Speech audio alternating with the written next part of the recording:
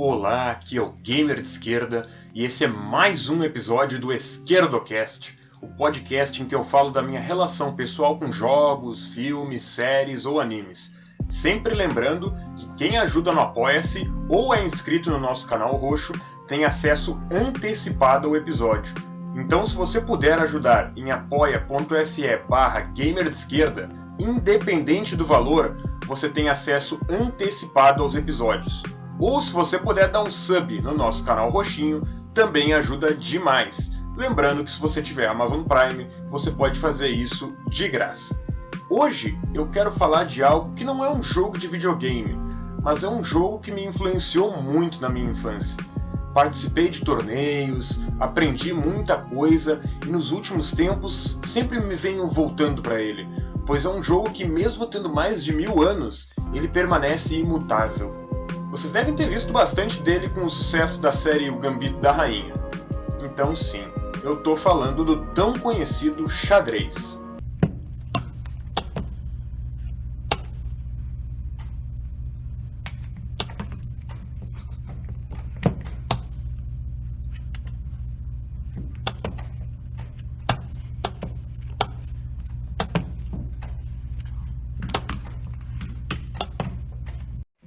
O meu primeiro contato com xadrez foi justamente pelo computador, que nos dias de hoje é justamente o modo mais comum de se conhecer melhor o xadrez, né?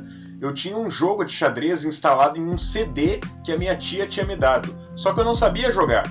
Ainda assim eu jogava contra o computador e, obviamente, perdia sempre, mesmo sem entender por que eu estava perdendo. Só que parecia bem divertido.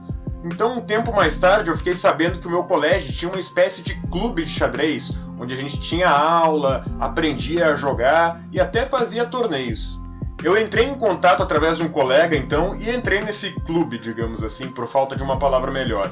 Eu tive uma certa facilidade para aprender a jogar, porque justamente eu já sabia alguns movimentos de peças por causa do computador. Então fui crescendo aos poucos no jogo, aprendendo algumas táticas, aberturas, vendo partidas de grandes mestres, alguns conceitos de jogo, etc.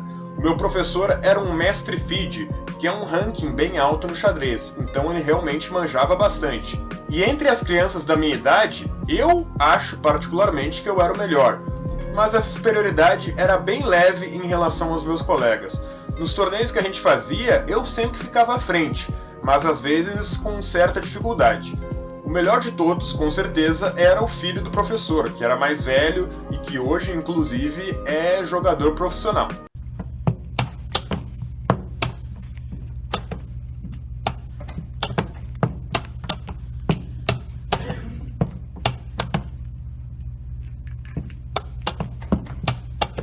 E o que me fascinou desde o início no xadrez eram todas as imensas possibilidades de jogadas e posições complicadas que alguém poderia entrar, combinações de vitórias, sacrifícios de peças, e como continuava sendo um jogo extremamente atual, mesmo tendo mais de 1000 anos de idade.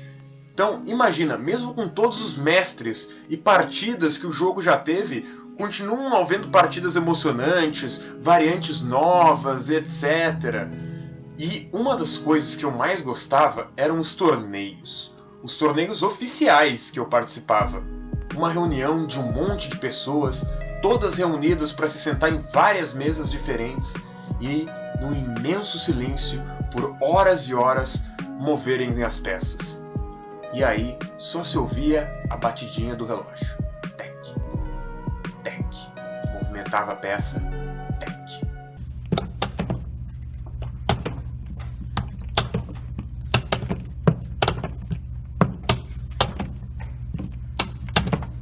E a maioria deles adultos, então eu me sentia intimidado muitas vezes por ter que jogar xadrez com eles de igual para igual.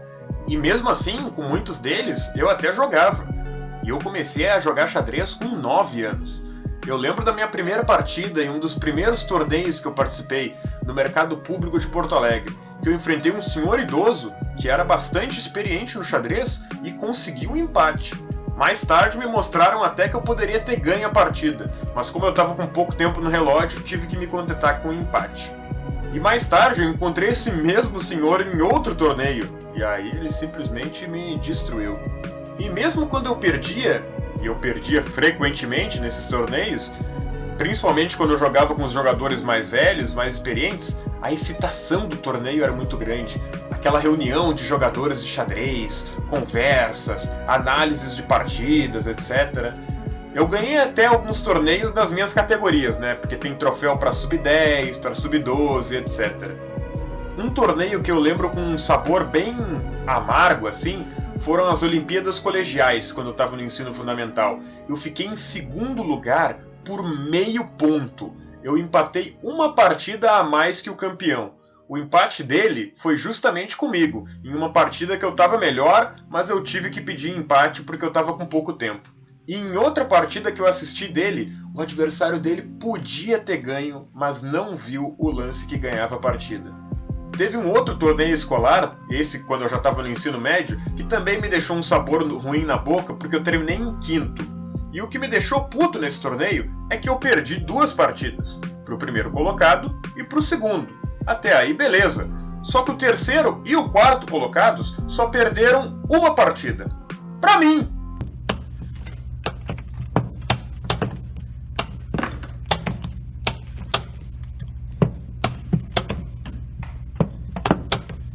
Eu adorava também ler histórias sobre os grandes mestres da história do xadrez, os diferentes tipos de xadrez que eles jogavam.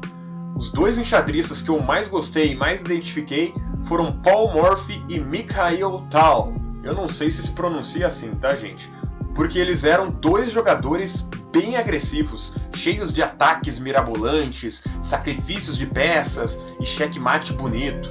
Me parecia muito mais fácil de entender os ataques deles do que as posições complexas e mirabolantes que se metiam jogadores como Alekhine ou Kasparov.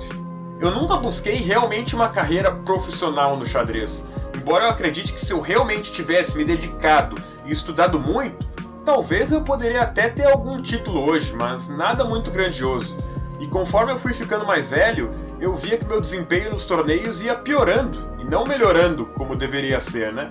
Então, para mim, também era difícil entender alguns conceitos complexos, como estrutura de peões, controles de colunas, peões fracos e peões fortes, casas fortes e casas fracas, combinações de ataques, etc.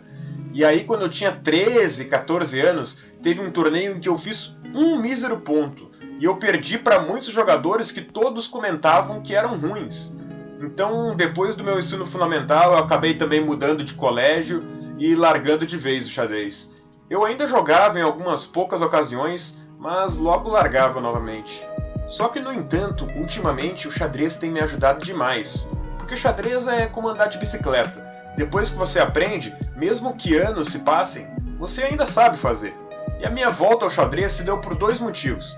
Primeiro, a popularização da série O Gambito da Rainha, que não só é uma série ótima, mesmo para quem não é fã de xadrez, mas que demonstrou de forma muito bonita como o xadrez, mesmo sendo um jogo, entre aspas, parado, pode ser extremamente emocionante e tenso.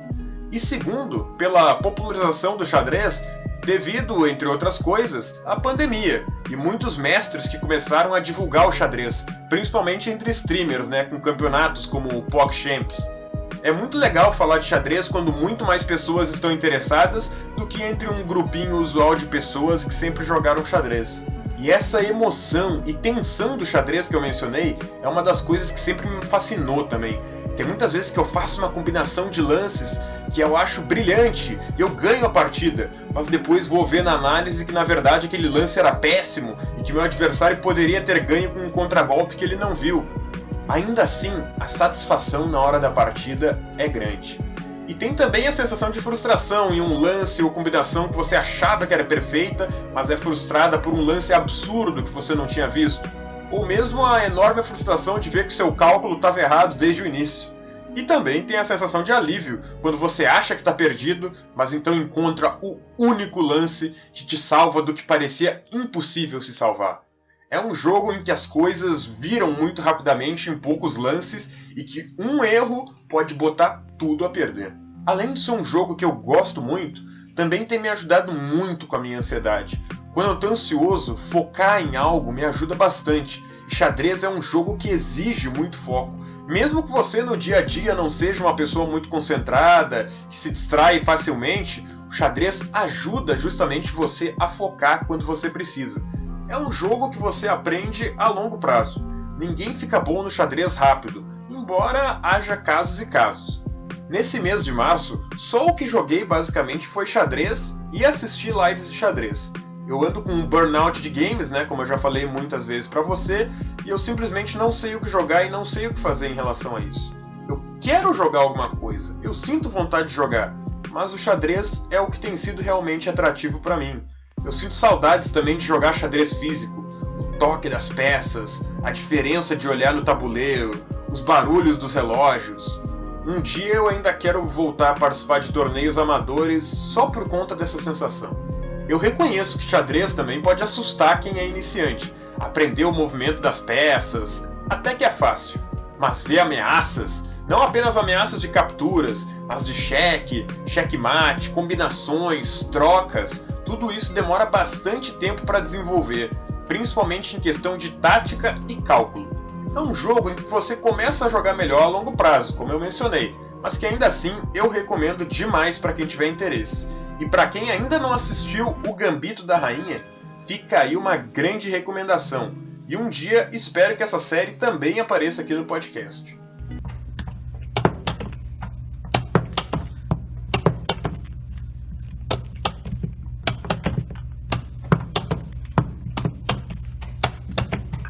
Bom, acho que é isso que eu tenho para falar sobre xadrez. É um jogo muito querido para mim e me traz memórias doces e agridoces da minha infância e dos torneios de xadrez que eu participava. Eu espero um dia poder voltar a jogar em torneios depois que a pandemia passar.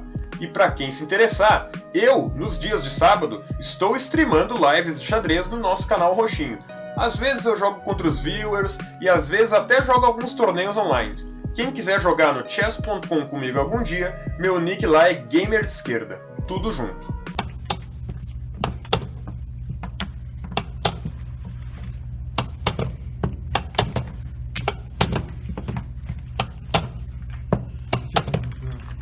Muito obrigado se você viu até aqui, espero ter conseguido passar um pouco para vocês essa paixão e a minha relação do xadrez e a minha história pessoal com esse jogo.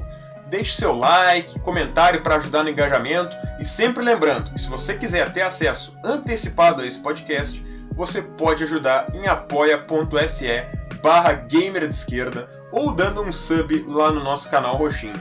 E lembrando também que se você for assinante Amazon Prime, pode fazer isso de graça e ganhar vários benefícios. Um beijo no seu coração e até o próximo vídeo.